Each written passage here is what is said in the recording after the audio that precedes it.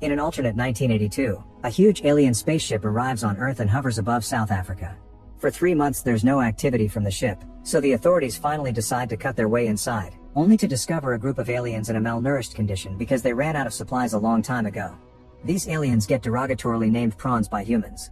Rumors say a shuttle descended from the mothership, but nobody is able to find it. After receiving lots of international pressure, the South African government moves 1.8 million prawns to a refugee camp known as District 9.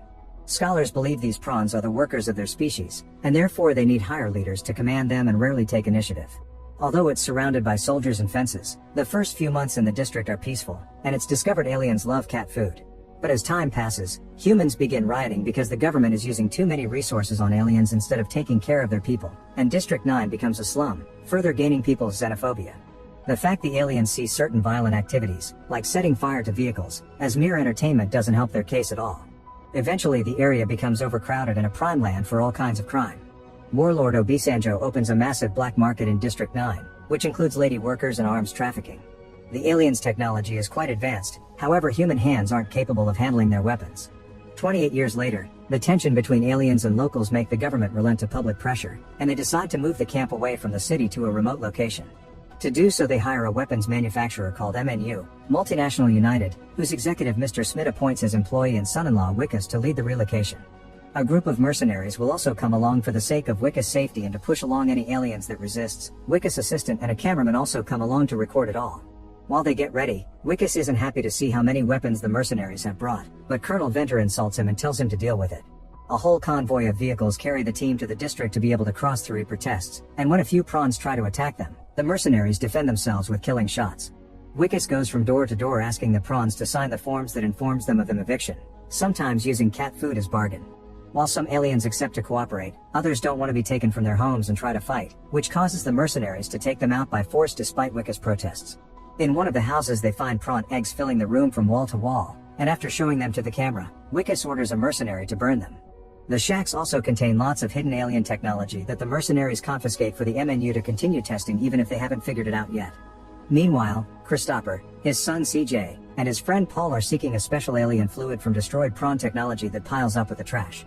CJ finally finds a piece after 2 decades, and the group excitedly takes it to their home, where they take the fluid to a hidden room filled with advanced tech.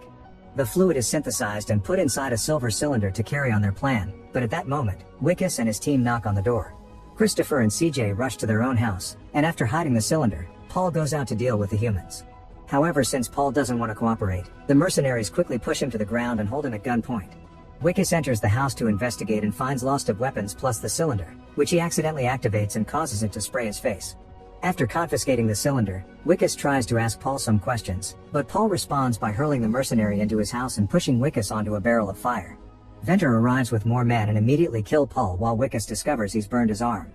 After receiving medical attention, Wikus continues with his duty, and eventually makes it to Christopher's house. He tries to give some candy to CJ, but CJ responds by throwing it at him. This reaction angers the humans, who decide to push Christopher to his knees and inspect the house, where they discover all sorts of equipment. While looking around, Wikus suddenly throws up a lot of weird liquid and begins feeling dizzy. The team decides to take him away for now, but when they stop to grab a bite, Wikus' nose begins bleeding. More symptoms keep appearing when Wikus returns to the office to do his reports. He won't stop coughing, and his nails are coming out of his fingers. Back in the district, Christopher and CJ look for the cylinder and get sad when they find it gone. Meanwhile, a group of prawns trades their battle suit for a bunch of cat food at the warlord's base. However, one of the men kills a prawn to use him as food. Obasanjo has been hiring witches and shamans because he wants to become a prawn to be able to use their weapons, and these witches think that can be achieved if he consumes prawn flesh. However, so far it hasn't worked. Sometime later, Wikus returns home to discover his wife Tanya is throwing him a surprise party to celebrate his promotion. Wikus tries to be social and friendly, but he isn't feeling well at all. He ends up in the bathroom throwing up in the sink, and when they cut the cake, he throws up again before passing out. The next morning, Wikus wakes up in the hospital. The doctor removes the bandages from his burned arm, only to discover Wikus' hand has become a prawn claw. Terrified, the doctor calls the MNU, and a bunch of soldiers quickly arrive to take Wikus' body away in a bag while ignoring Tanya's pleas for an explanation.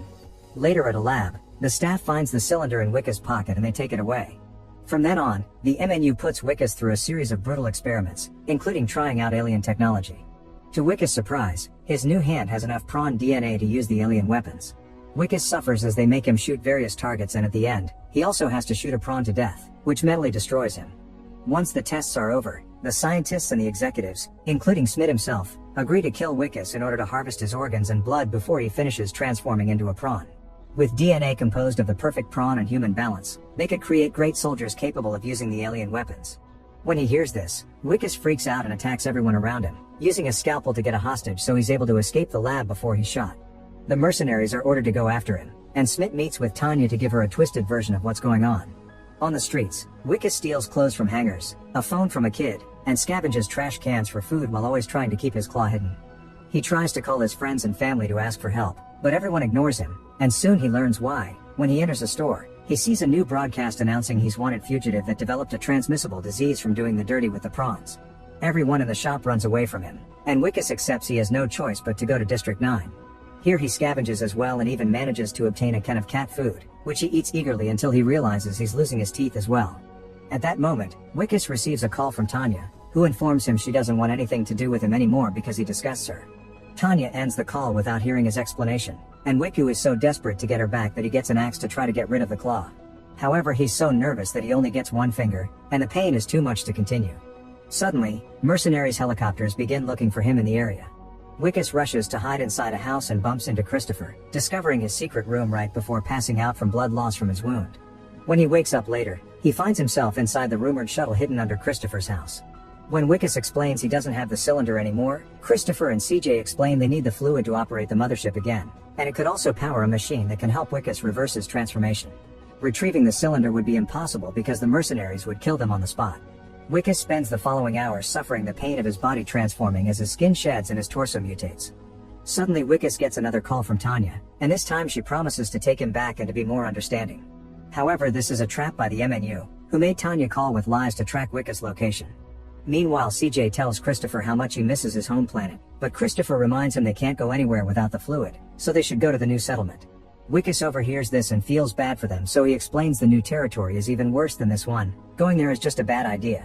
Desperate to help the prawns and go back to his wife in a better state, Wikus announces he has a plan. Afterward, Wikus goes to see Obisanjo to try to buy some weapons, but he's received with disdain and violence.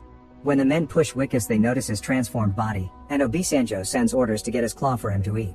Wikus struggles against the men and finds an alien weapon on the ground, which he immediately takes and begins shooting around. Its power is incredible and quickly kills a bunch of men, allowing him to grab a bag of weapons and escape.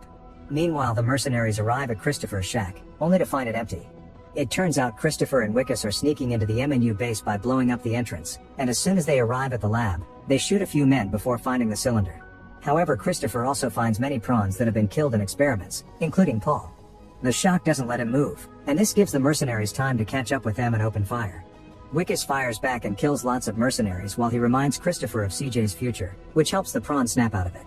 Then Christopher uses scraps found around the lab to make a bomb, which is used to create an opening on the wall.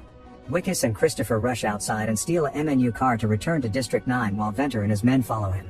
Once they make it to the house, CJ begins putting the fluid in the shuttle, and Christopher uses that moment to confess he'll come back in 3 years to cure Wikus because the current fluid isn't enough to both power the shuttle and the healing machine. Furious, Wikus knocks out Christopher and descends into the shuttle, where CJ is putting the fluid into the shuttle and makes the shuttle work again. A desperate Wikus tries to operate the shuttle while Venter arrives and threatens to kill Christopher. Suddenly the ground starts to shake and Venter and Christopher run out of the house right before the shuttle raises from the ground not very smoothly. Venter orders his men to open fire, and a missile immediately destroys one of the shuttle's engines, so Christopher has to watch how his last hope crashes to the ground. Afterward, Venter's men capture Christopher and Wikus to take them away in their car. However, the vehicle is suddenly ambushed by Obisanjo's gang, causing their cars to crash against Venter's. Then the gang opens fire and fiercely fight against the mercenaries until they grab Wikus, taking him away while leaving Christopher behind.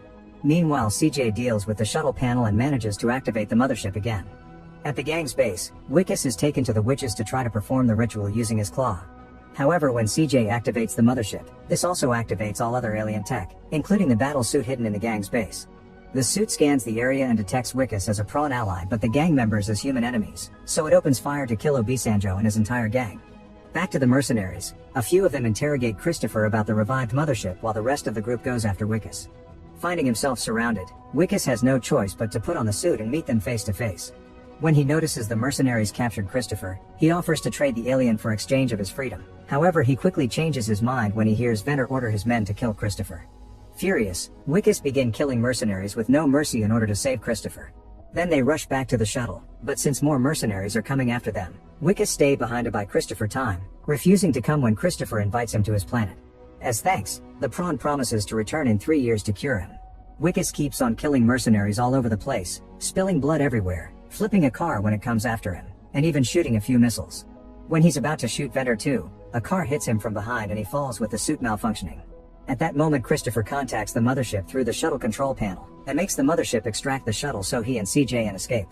The mothership emits a tractor beam and picks up the shuttle. Venter sees this and orders for another missile to be fired. Wikus immediately cuts in and uses his suit to grab the missile, which explodes and destroys his left arm. Seeing Christopher and CJ escape in the mothership makes Venter incredibly angry, so he shoots the suit until he destroys it. Wikus crawls out of it, showing his left eye is swollen and yellow, meaning he's about to finish transforming.